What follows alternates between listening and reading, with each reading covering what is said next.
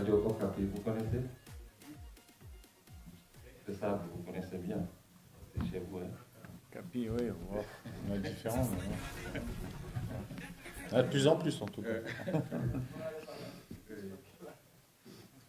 Bon, écoutez, on perd du temps, parce que là, ils s'entraînent en deux. Hein? Si c'est bon, on y va. Hein? Alors, merci. Donc, nous enchaînons notre deuxième conférence de presse d'avant-match Sénégal-RDC, comptant pour la troisième journée des éliminatoires de la Coupe du Monde 2026. Et justement, nous sommes avec le sélectionneur de la RDC, M. De Sabre, qui va répondre à vos questions pendant une vingtaine de minutes. La première question, je la pose. Gustave, à 24 heures de ce match, c'est important contre le Sénégal. Que peut-on retenir de l'équipe, votre état d'esprit, la préparation?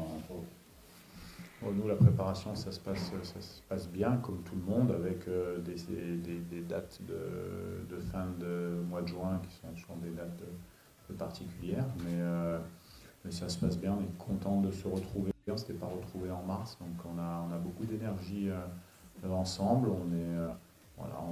Tranquillement, on a bien travaillé, on a préparé ces deux matchs avec beaucoup d'humilité et toujours en essayant de progresser. Merci. Donc le micro est là, s'il vous plaît. Vous pouvez me le faire. Merci. Merci beaucoup.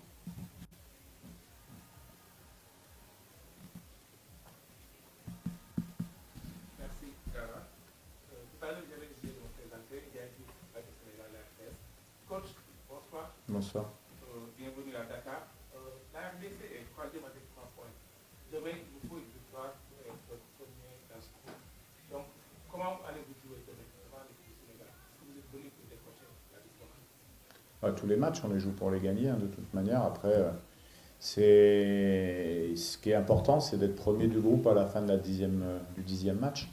C'est pas être demain premier, même si c'est toujours bien. Mais en tout cas, nous, on aborde chaque match pour essayer de les gagner, pour être ambition dans le jeu. Ça sera le cas de demain. On sait qu'on affronte une des meilleures équipes d'Afrique, la 17e au classement FIFA pour rien et deuxième équipe d'Afrique. C'est des équipes qu'on respecte beaucoup. Nous, on pense qu'on a nos qualités aussi à faire valoir. On est sur une phase de progression. Donc, pour nous, c'est bien de jouer ce qui se fait de mieux en Afrique pour pouvoir montrer de quoi on est capable et puis s'étalonner contre ces belles équipes. Oui. Bonsoir coach, Malang Sané du sport. Vous avez joué contre le Sénégal en 2019, vous étiez sur le banc de l'Ouganda, je perdu 1-0. Et sur ce match-là, c'est Sadio Mané qui avait fait la passe décisive à Maïan. Aujourd'hui, il n'est pas dans l'équipe. Quelle activité vous avez préparé ce match avec l'absence de Sadio Mané, qui est une joueur de la classe mondiale qui sera absent? Oui, après chaque équipe a ses problématiques. Nous, on essaye de se concentrer au maximum sur nos qualités et sur nos défauts avant de penser aux adversaires. Bien sûr qu'on connaît le Sénégal. Voilà. Après, nous, ce qui nous importe demain, c'est de faire un bon match en ayant un dépassement de soi qui va être nécessaire parce qu'on joue une très belle équipe. On a nos qualités, on sait qu'on a des bons joueurs qui évoluent dans des bons clubs comme le Sénégal. Maintenant, la vérité, elle sera demain, avec ou sans Mané. C'est vrai qu'à Ganda, je me rappelle, il avait accéléré une ou deux fois, ça nous avait fait mal. C'est pas un des meilleurs joueurs du monde pour rien. Mais après, le Sénégal a tellement de très bons joueurs qu'il faut rester vigilant. Même avec l'absence de Sadio. Oui, allez-y. Bonsoir coach, Malik John pour Wimsport. Tout à l'heure vous dites que vous allez affronter l'une des meilleures équipes en Afrique.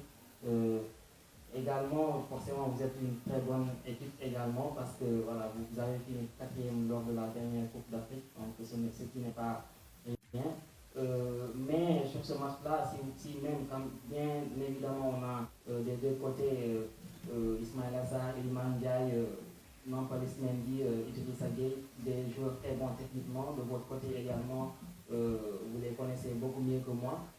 Mais dans ce match-là, est-ce que c'est le plan technique c'est surtout le plan mental qui prévaut beaucoup plus que le plan technique?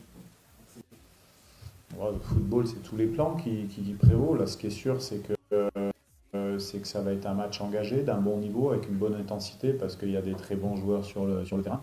Après, il y a les formes physiques du match au fur et à mesure de l'intensité du match. On ne peut pas le savoir à l'avance. En tout cas, nous, on est très motivés, prêts pour le match de demain. Et puis après, le rapport de force, il va s'installer dès les premières minutes et on va voir. On a l'habitude de jouer des équipes qui sont soi-disant supérieures à nous, comme le Maroc, comme l'Égypte, qu'on a joué récemment à la CAN. On a su bien manœuvrer. Donc voilà, on s'attend à un match très intense contre une bonne équipe, mais nous, on va mettre un plan de jeu pour pouvoir faire valoir nos qualités, parce que nous avons des qualités fortes. Bonsoir coach, c'est Sophie de la radio de Jacques. Alors sur la liste que vous avez, donc les 25 joueurs, on a vu trois novices invalidés, si je ne m'abuse, et le retour de Timothy Kalidou. Est-ce à dire que vous, en tant que sélectionneur, vous restez sur la continuité avec l'équipe que vous avez amenée lors de la dernière CAN 2020? Oui, on a quelques blessés également.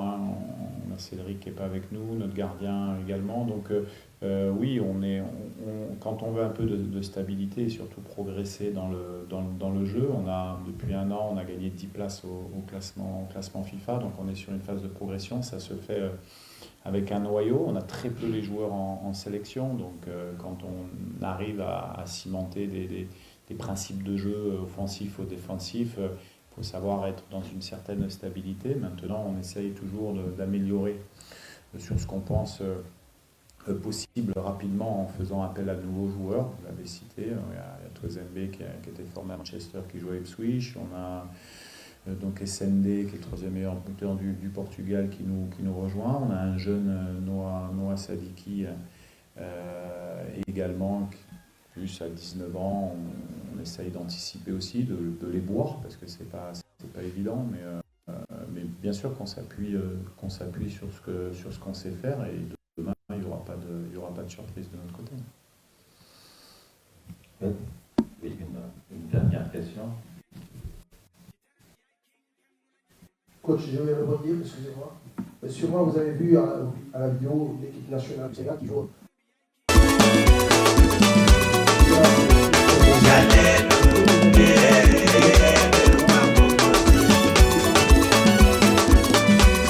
Bien sûr qu'on connaît bien les équipes, bien les joueurs. Ça fait quand même pas mal de temps qu'on est dans le circuit. Après, ce qui est intéressant sur le Sénégal, c'est le fait de laisser un entraîneur travailler dans la durée. Ça permet aussi de mettre en place des principes de jeu. C'est le cas. Ils sont capables de défendre à 4, d'animer à 3, de passer en 3-4-3. Oui, on connaît leur mode de jeu. Après, entre les voir à la vidéo et ce qu'ils vont proposer demain, c'est les animations. Il faut voir la forme des joueurs dans l'animation. Il faut voir comme nous, on répond également à leur organisation. Nous aussi, et c'est là où c'était intéressant à la CAN pour nous. Du moment où on a commencé la préparation aux Émirats, on a fait 9 matchs, c'est-à-dire 2 matchs amicaux et 7 matchs de compétition. Et pour un entraîneur, ça nous permet effectivement d'avoir de plus en plus de certitude dans le jeu, d'avoir des schémas préférentiels qu'on peut mettre, d'avoir différentes idées qui font qu'aujourd'hui c'est ancré, et je pense qu'on peut répondre aujourd'hui tactiquement à plusieurs possibilités, et également à mettre en difficulté des équipes qui sont sur des systèmes de jeu hybrides comme le Sénégal. Voilà, après entre ce qu'on veut mettre en place et les idées qu'on a, en tout cas nous on est très solidaires, très soudés avec les joueurs, tout le monde va dans le même sens, donc c'est sûr qu'on sait qu'on est difficile à jouer. Après, j'allais dire que le meilleur l'emporte. Merci. coach, et merci à vous également. Nous vous invitons à suivre les 15 premières minutes de la séance de la Merci. Tout à l'heure, 15 minutes. Oui, 15 minutes après on parle.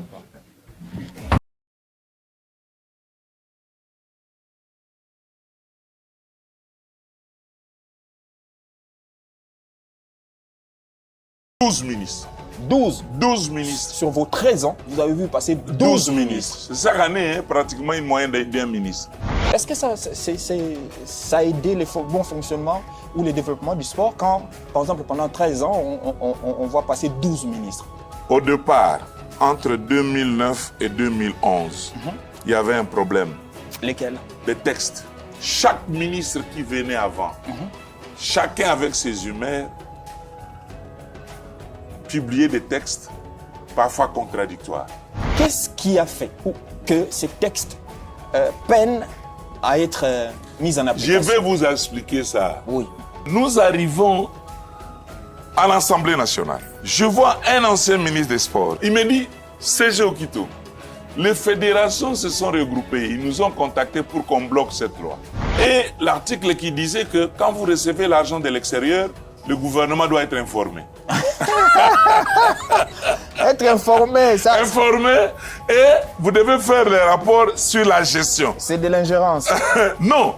Non, mais si vous êtes informé, vous allez leur priver Et puis, ce que vous devez leur donner. dans la loi, on dit, quand vous envoyez les rapports au ministère, les rapports annuels, parce que ça passe à votre assemblée générale, il faut aussi transmettre ces rapports au gouvernement. Quoi de plus normal, s'opposer à cette loi? Parce que, comment est-ce que vous voulez savoir ce qu'ils perçoivent au niveau de la fédération internationale? Mais ils perçoivent au nom de qui? En tant que fédération, ASBEL. Non, ASBEL, mais au nom de qui? ASBEL, du fédération. Peuple congolais. Du peuple congolais. Non, mais ils sont ASBEL. Mais ce sont des fédérations sportives. Ça sont sans but lucratif. Oui, sans but lucratif, mais... Ouais, dans leur fonctionnement, l'État ne donne rien. On ne dit pas qu'on s'ingère dans la gestion. Informer. Il n'y a pas mieux qu'avoir l'information.